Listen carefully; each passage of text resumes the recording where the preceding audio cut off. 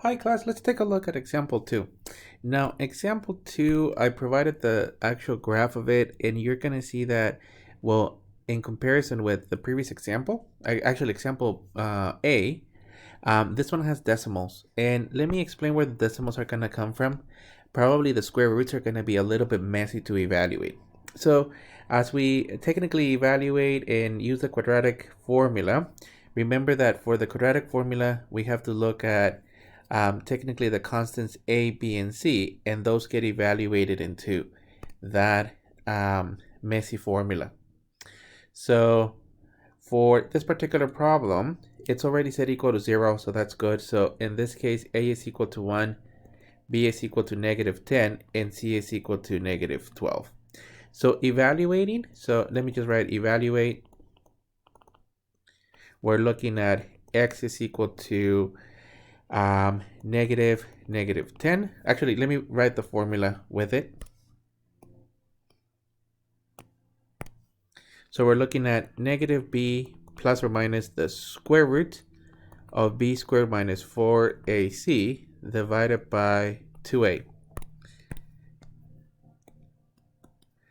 And we're looking at x is equal to -10 plus or minus the square root of -10 squared minus 4 times 1 times -12 divided by the values of 2 times 1. And the numbers are going to get a little bit large.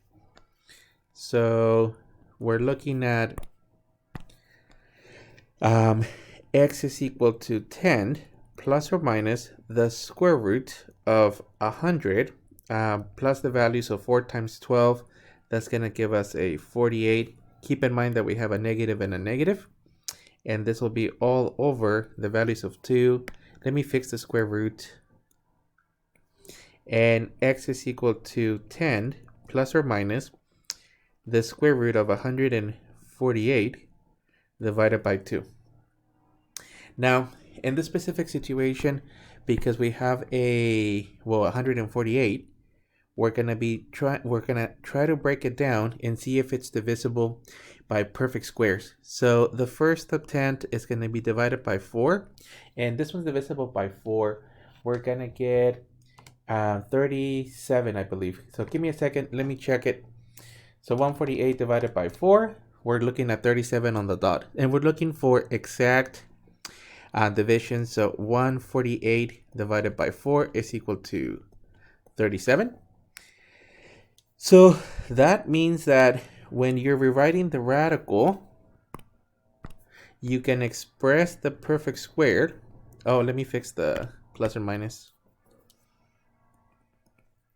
As x is equal to 10 plus or minus the square root of 4 times the values of 37 divided by 2.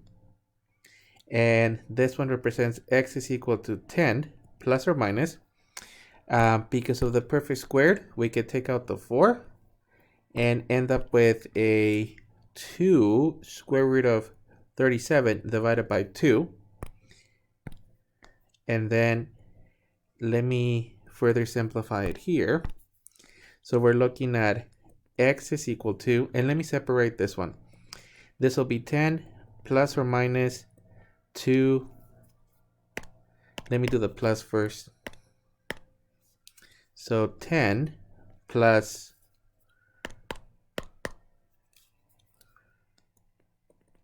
this will be 2 square root of 37 divided by 2, or x is equal to 10 minus 2 square root of 37 divided by 2. And as we break it apart, this is going to be 10 divided by 2 plus 2 square root of 37 divided by 2, or x is equal to 10 divided by 2 minus 2 square root of 37 divided by 2. And this leads us to the final solution as an exact value. So our exact value, it's going to be x is equal to 5 plus the square root of 37, or x is equal to 5 minus the square root of 37. Now, please take a second and punch them into the calculator. So the first one gives me 5 plus the square root of 37. I'm getting 11.083 rounding to 3 decimal places. And that's going to be this one. I know it's a little bit blurry, but there you can see the x value. The second one, which is just the subtraction of the square root, gives me, or x is equal to negative 1.08, and then I'm just going to round to another decimal, so it'll be 3, and that is going to be this actual solution. So on all the problems, you're first providing exact solutions, and then technically any approximation. Sorry, that lane went away. Okay, there we go. So you're providing decimal exact solutions followed by the decimal approximations.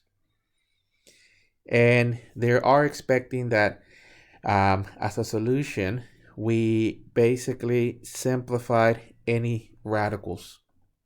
That's actually it for this problem. It turned out to be a little bit messy, but the numbers were not that bad. I thought it was going to end up being larger inside of the square root.